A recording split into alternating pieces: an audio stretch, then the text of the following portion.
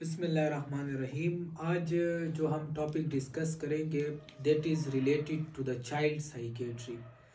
Child psychiatry जो है वो इंतहाई इम्पोर्टेंट है, क्योंकि अगर इसको अर्ली ट्रीट ना किया जाए तो इसके साथ जो है उस चाइल्ड का सारा जो लाइफ है वो इफ़ेक्ट हो सकता है। और अगर उसको टाइम पे ट्रीट किया जाए तो वो जो है बहुत इफ़ेक्टिवली अपने लाइफ को एंजॉय कर सकता है। तो आज हम जिस डिसऑर्डर को पढ़ेंगे वो है ASD। और ASD का मतलब होता है ऑटिज्म स्पेक्ट्रम डिसऑर्डर। अब इसको स्पेक्ट्रम डिसऑर्डर क्यों कहा गया है? इसको स्पेक्ट्रम डिसऑर्डर इसलिए कहा गया है क्योंकि इसमें इन्होंने 3 डिजीजेस को कंबाइन किया हुआ है।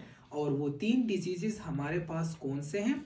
Number 1 is autism, number second is Asperger disorder, and number third is PDD, pervasive developmental disorder. So when these 3 disorders are combined, that is called ASD or autism spectrum disorder. अब हम आते हैं autism की तरफ। ठीक है कि autism क्या है? तो ऑटिज्म जो है इसमें एक जो क्राइटेरिया नंबर ए है DSM-5 टियर के मुताबिक, वो ये है कि there is a persistent deficit in the social communication and social interaction. ठीक है कि इस किस्म के बच्चे जो हैं इनका जो सोशल कम्युनिकेशन जो होता है और सोशल इंटरेक्शन जो इनका होता है उसमें जो है उसमें प्रॉब्लम होती है। और इसको उन्होंने डिफाइन किया हुआ है 3 पॉइंट्स के अंदर। Number 1 is deficit in social emotional reciprocity, जिसको हम SER कहते हैं। यानी इस किस्म के जो बच्चे होते हैं ये अपने फीलिंग्स जो है, ये अपने इंटरेस्ट जो है, ये जो है ये दूसरों के साथ शेयर नहीं कर सकते, अपने पेरेंट्स के साथ शेयर नहीं कर सकते। और ये जो है सोशल जो इंटरेक्शन है वो ठीक तरीके से नहीं कर सकते। दूसरा पॉइंट जो इसमें है वो है deficit in non verbal communication. Non verbal communication में हमारे पास आई कांटेक्ट आता है। तो इसमें जो है मोस्ट ऑफ द पेशेंट में आई कांटेक्ट नहीं होता, यानी वो आई कांटेक्ट को मेंटेन नहीं रख सकते। इसके अलावा ये जो है ये जेस्चर्स जो इनके होते हैं वो इनएप्रोप्रिएट होते हैं, यानी जिस तरह के एक नॉर्मल इंसान जो जेस्चर शो करता है उनके उस तरह के नहीं होते। और साथ में जो है इनमें अगर बहुत सेवियर हो तो हम कहते हैं कि there is lack of facial expression. फिर तीसरा पॉइंट जो इसमें आता है सोशल डिस्टरबेंस में, वो है हमारे पास deficit in maintaining social relationship. इस तरह के बच्चे जो होते हैं वो सोशल रिलेशनशिप नहीं बना सकते, वो दूसरे बच्चों के साथ जो है वो दोस्ती नहीं रख सकते।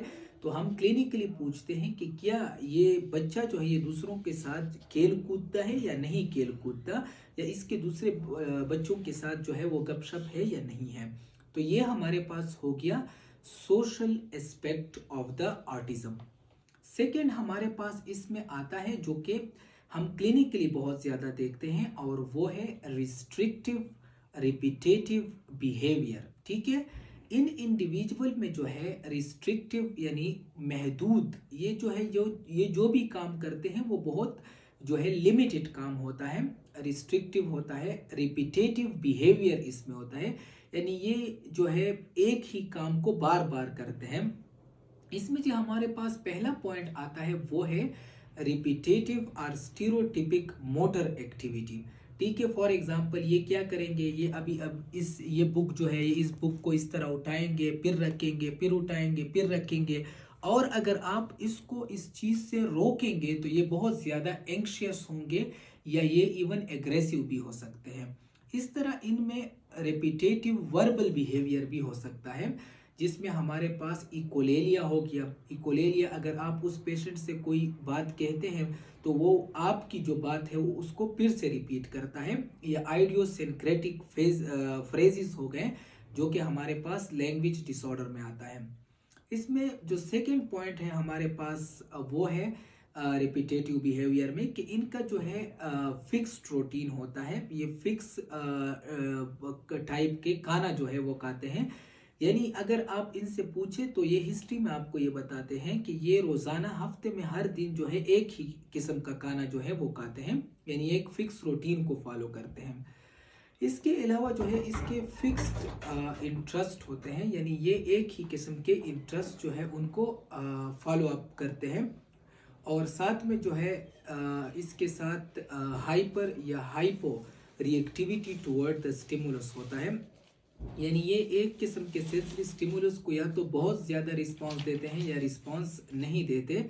फॉर एग्जांपल ये जो है ये इनमें विजुअल फैसिनेशन होता है टुवर्ड द लाइट और मूवमेंट, यानी ये जब लाइट को देखते हैं या जो है किसी मूवमेंट को देखते हैं तो वो उनकी तरफ स्टीयरिंग करते हैं, उनकी तरफ देखते हैं। या ये excessive smelling of the object और excessive touching of the object, तो ये हमारे पास क्राइटेरिया बी हो गया। क्राइटेरिया सी है ये है कि ये अर्ली डेवलपमेंटल पीरियड में हो। तो अर्ली डेवलपमेंटल पीरियड का मतलब ये है कि ये कम से come first 3 years of life में प्रेजेंट करें। फोर्थ ये है कि ये इसमें जो है सोशल, ऑक्यूपेशनल और डेली लाइफ इम्पेयरमेंट कॉज करे। और हमारे पास जो इसमें फिफ्थ क्राइटेरिया है, जो क्राइटेरिया नंबर ई है, वो ये है कि इस इंडिविजुअल को इंटेलेक्चुअल डिसेबिलिटी ना हो, या जिसको हम जो है इंटेलेक्चुअल डेवलपमेंटल डिसऑर्डर ICD-10 के मुताबिक कहते हैं, वो ना हो। अगर पेशेंट के अंदर जो है उसके अंदर इंटेलेक्चुअल डिसेबिलिटी भी मौजूद है तो हम क्या करते हैं, हम को डायग्नोसिस बनाते हैं कि ASD autism spectrum disorder along with intellectual disability. So this was all about the autism spectrum disorder. आपने जो इम्पोर्टेंट पॉइंट इसमें याद रखना है वो ये है कि autism spectrum disorder is characterized by 3 disorder. Number 1 is autism, number 2 is Asperger disorder, and number 3 is the pervasive developmental disorder. Thank you so much for watching.